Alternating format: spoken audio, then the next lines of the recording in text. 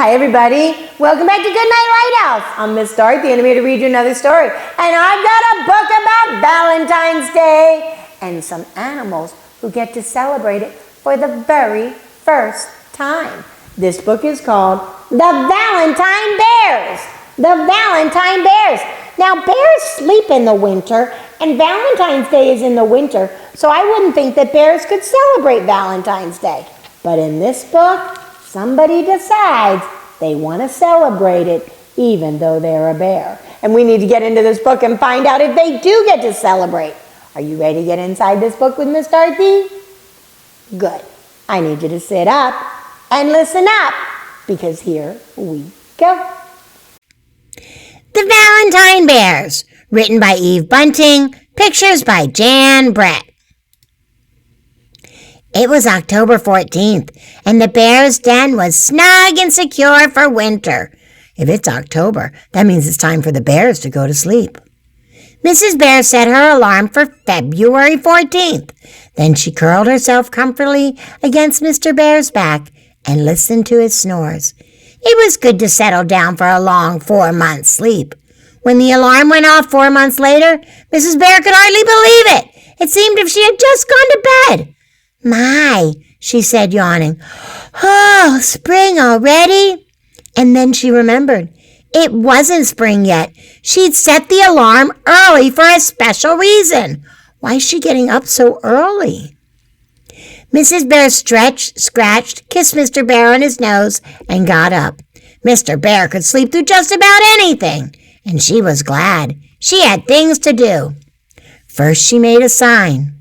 "It's nice to share Valentine's Day with someone you love." She tacked the sign on the wall so Mr. Bear would see it the instant he woke up. That's why she woke up early. She wants to be awake for Valentine's Day. Leaves had blown into the den while they slept. Mrs. Bear brushed them into a pile and swept them outside. "Woo!" she said, standing in front of the den. "You'd think they'd put this on special Valentine Day in summer. Mr. Bear and I have never shared a Valentine's Day in all our years together." That's because bears usually sleep through Valentine's Day. Mrs. Bear dug up the honey pot she'd buried in the fall. She pulled off the lid and smiled.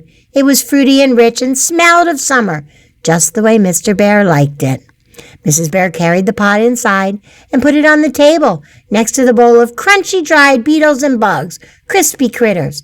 How Mr. Bear loved crispy critters. She's making a nice surprise for Mr. Bear. She had made 2 Valentine poems way back in the summer. Now she got them out of the drawer. One said, "Red berries are red, blueberries are blue. Termites are sweet, and you are too." And the other one said, "Your teeth are so sharp, your claws are so fine. Dear Mr. Bear, you are my Valentine." Oh, those are so sweet. She couldn't decide which poem she liked best, so she decided to give them both to Mr. Bear. Mrs. Bear huddled herself deep in her coat and went outside again. "Only crazy creatures would be out in this early in the year," she muttered. The sun shone through a haze, pale as milk. Crows called in the white air. The arms of the trees scratched at the sky. Mrs. Bear clawed away the ice on the top of the pond. She splashed water on her ears and muzzle. She sleeked her head fur and took a long, cold drink. It was time to waken Mr. Bear. Oh, she's getting herself all cleaned up and pretty because it's time to wake up Mr. Bear for Valentine's Day.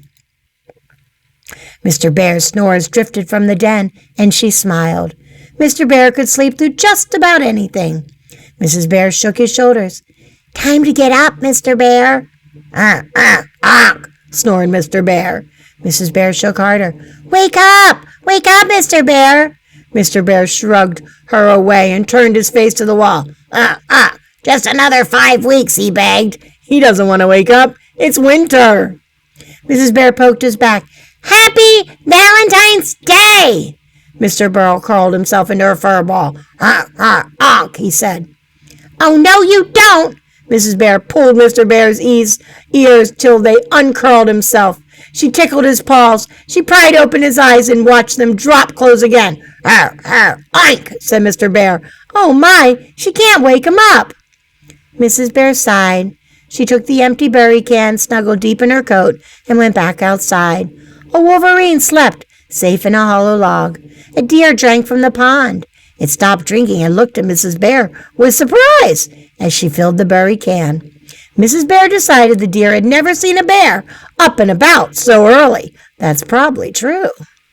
She carried the can of ice water inside.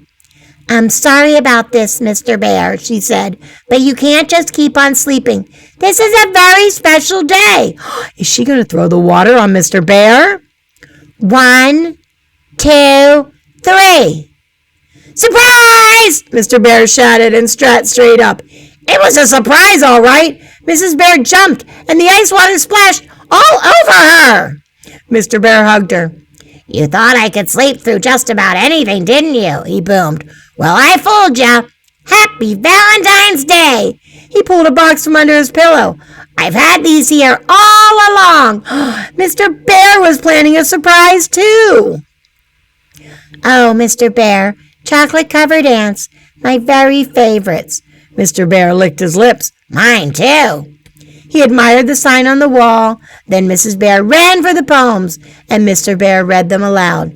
"Dear Mr. Bear, you are my Valentine." "That's lovely." His nose wrinkled. "Is that fruity, rich summer honey I smell?" Mrs. Bear smiled. "Will you join me at the table?"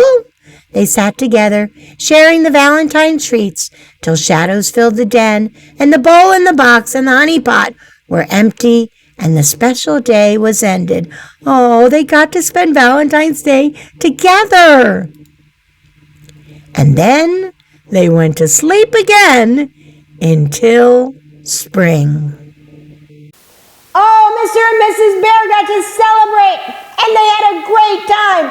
Mrs. Bear thought that she was going to surprise Mr. Bear and get up early from their winter nap, and she planned all kinds of stuff.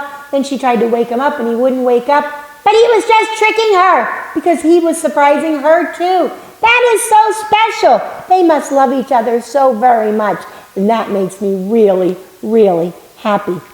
I love how important it was for them to show each other how much they love each other on Valentine's Day. They must really be a happy set of bears. And I know they are now because they went right back to bed to sleep until springtime. Those silly bears. I guess it was pretty exciting that they got their first Valentine's Day. You know what? Your Valentine's Day is coming up, and you get to plan surprises too. You can plan surprises for your mom, your dad, your grandma, your grandpa, your sister, your brother, your teacher, your friends at school. So many people you can share surprises with. I hope you'll remember that Valentine's Day is just one day out of the year that we get to show everybody how much we love them. And there's a lot of ways you can do that. You can make cards, you can give candy, you can give somebody flowers, you can just say, "I love you." That's very special. And when it comes to mom and dad, grandma and grandpa, and your teacher, there's a really special way that you can make their Valentine's Day special. Obey, and obey right away. And then come back and see Miss Dorothy, because I'm going to be sitting right here, ready to read another book to you. Bye! Thanks for reading with Miss Dorothy.